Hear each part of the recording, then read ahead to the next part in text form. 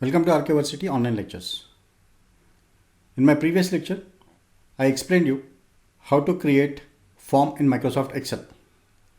In this lecture, I am going to show you how to create menu driven or a drop-down list menu in Microsoft Excel.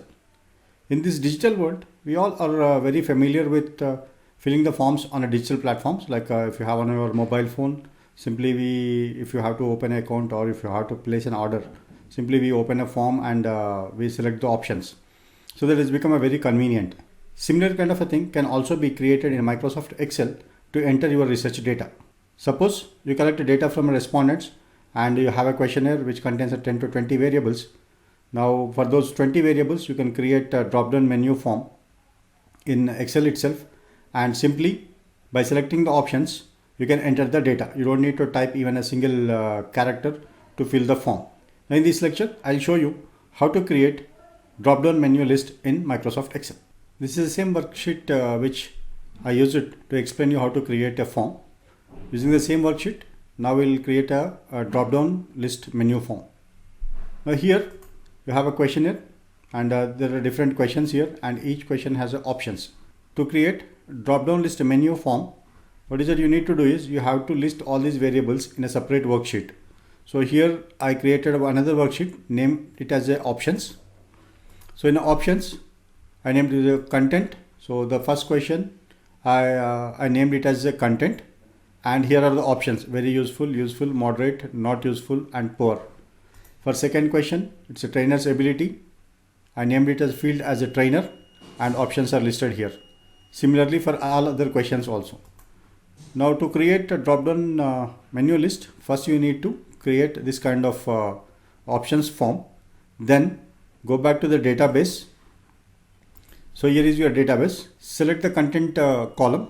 You have to select only one column at a time. So I clicked on column name A. So content column has got selected. Then click a data.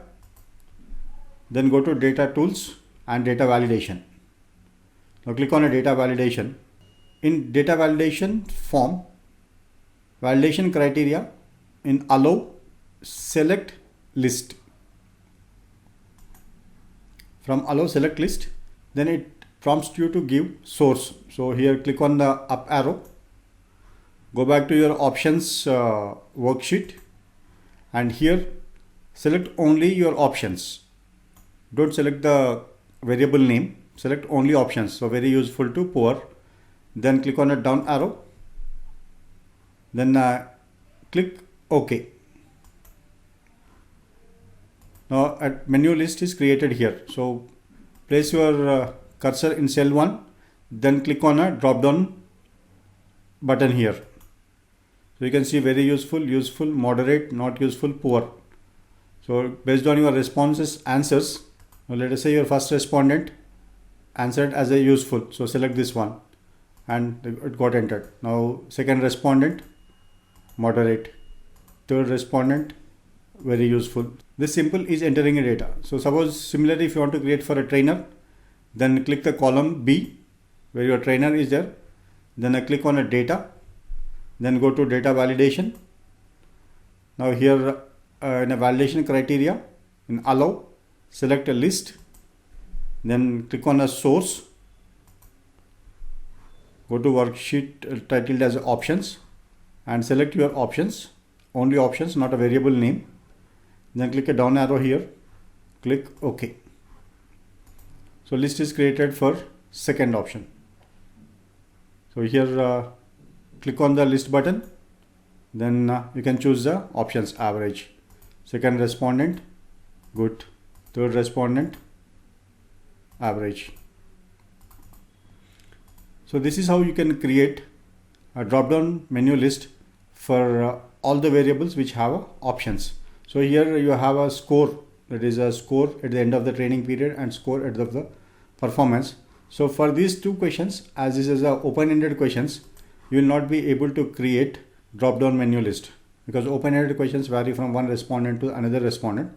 So you may not be able to create a list. So drop-down menu list is helpful when you have options for your questions, or we can say that drop-down menu list is useful for closed-end questions. So any type of a closed-end questions, whether it's a Likert scale questions or ordinary scale questions or Dick Thomas questions like yes and no. For all those closed-end questions, you can create drop-down menu list. Thank you. Thank you for watching my lecture.